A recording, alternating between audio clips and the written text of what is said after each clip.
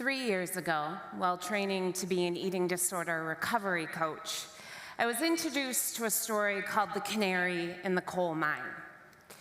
This story talked about how long ago they used to introduce canaries into uncharted territories, such as coal mines, before they would allow the workers to enter. If the canaries returned, they knew that the environment was safe. If the canaries did not, they knew that the air was too toxic for human inhalation. After hearing this story, something clicked in me. It's me. I'm a canary.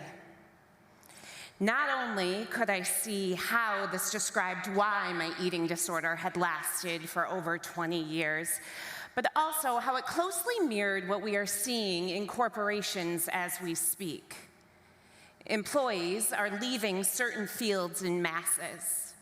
There is an increase in sick and personal days. Retention is at an all-time low.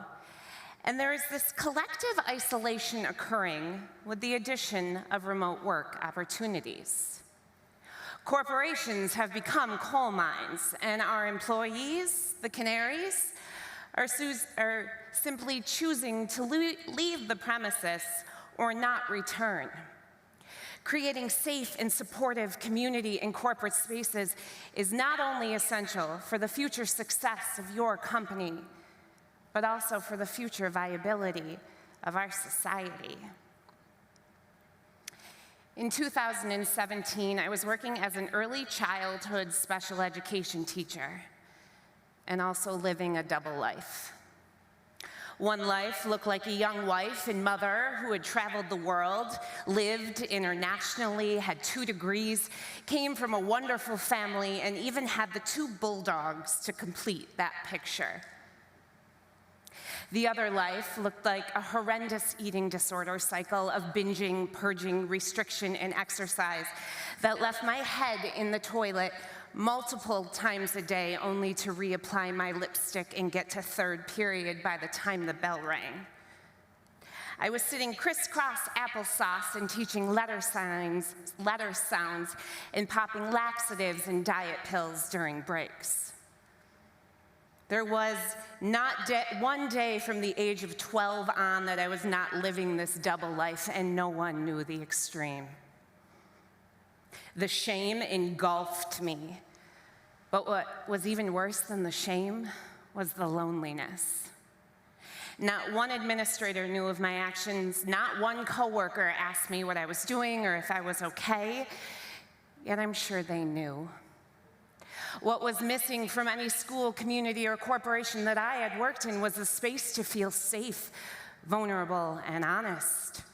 I was struggling, and it was clearly impacting my performance.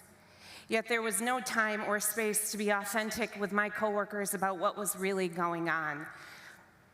I had only experienced that type of safety in one type of community, a treatment center. I would visit 6 different treatment centers in a 10-year span, and believe me when I tell you the level of fear that engulfed me in those places.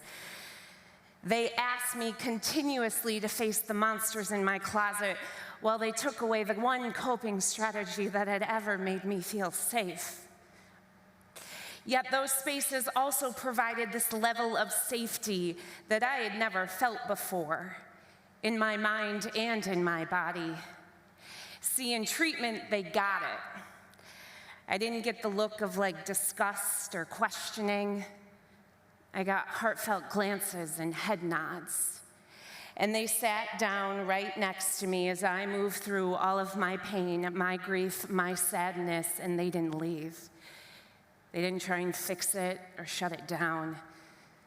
They held my vulnerability like it was a gift, rather than something to be afraid of. I felt seen. I felt heard. I felt validated. Brené Brown says that vulnerability is the most accurate measurement of courage. It is the birthplace of innovation, creativity, and change. Yet I was forced into that level of vulnerability with my peers because it was life or death. So I knew that creating that type of connection in a corporation or a community was not going to be easy. These places are filled with red tape and very limited in their ability to meet the moment. We are meant to conform. There is no space to talk about an ailing parent or the death of a pet or a child that is self-harming. There is no time for authenticity or deeper connection. Yet that is exactly what I needed in order to not stay stuck in this cycle. So I decided to create a space that did not exist outside of treatment facilities and make it okay to say, I'm not okay. COVID took mental health and put it at the forefront of our society. We could no longer deny what was happening right in front of our faces. In the first year of COVID alone, overdoses rose by 30%. Depression and anxiety by 25%. The use of prescription medication, counseling services, and the unmet needs for mental health services also rose significantly. Companies and organizations can no longer turn a blind eye to what is happening to their employees. They must become safe spaces. We must make inclusive and supportive community spaces that do not ask employees to pack up their personal pain from the hours of 9 to 5, only to see them use maladaptive coping strategies and disruptive behaviors as soon as they leave the office space. Or let's be really honest, while they're in the office space. We must rewrite the way we address it, the way we talk about it, the way we paint the truth around mental health. I consider mental health in the workplace to be uncharted territory because up to this point, we have addressed it in one way only. We don't talk about it. Yet mental health is a spectrum that we move up and down on throughout our lives. The current ads out there say that 1 out of 5 people experience mental illness. Yet in actuality, 5 out of 5 people experience mental health. It is not us versus them, it is we. And when we do not address and manage our mental health, it becomes mental illness. Last year, the Surgeon General, Vivek Murthy, released a statement highlighting the dangers of loneliness. He said the mortality impact of being socially disconnected is similar to smoking 15 cigarettes a day, proving that if we do not start to make some drastic changes in our workplace environment, we will continue to see productivity and retention fall in isolation and insurance costs rise. We will spend more time and money on training new employees only to lose them months later. We will continue to see a rise in suicides, self-harm, addictions, and burnout because people need outlets. And when we do not give them tools and a safe space and community, those outlets become quick fixes to feeling better and escaping pain. The risk of inaction will cost us in more ways than one, in terms of dollars and lives. So we start implementing this belonging by getting to know our people first. Who are they? We ask the hard questions and we wait patiently until we get the honest answers. But we also have to allow them to dip their toe into this type of community, and we do that in 2 ways. We need leadership that in companies and corporations that are willing to get vulnerable and share some of their own story, because leadership is vulnerable. To believe that the people you employ and lead will trust and humbly follow you towards a shared goal or vision requires demonstrating and empowering vulnerability. The second way we allow this dipping of the toe is that we make services easily accessible, inclusive to all, and through a company-wide approach. We slow down the workday and make room for authentic connections. We introduce tools and a common language, and we give employees incentives to use them. We encourage getting outside and spending 15 minutes in a quiet space meditating.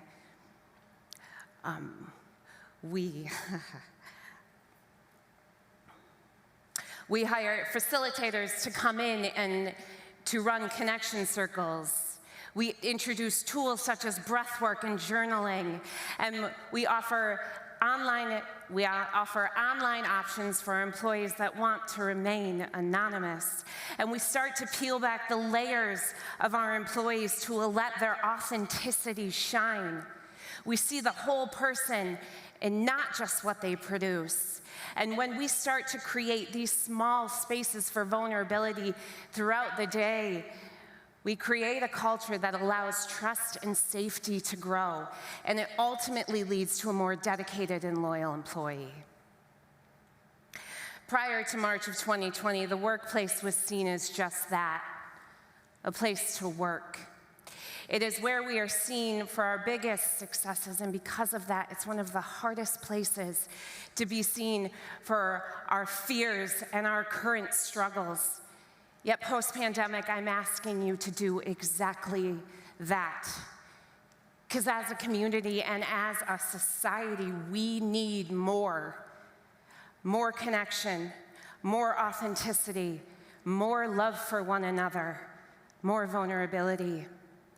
Vulnerability creates room for intimacy, intimacy for connection for trust, trust for safety, and safety for love. Just by planting a seed for vulnerability, we have the ability to change the world. And you alone have the ability to change your company as well as your community. Because let's be honest, we are all canaries living in a coal mine trying to breathe. And the only way to change that is to start talking about it in the workplace. Thank you.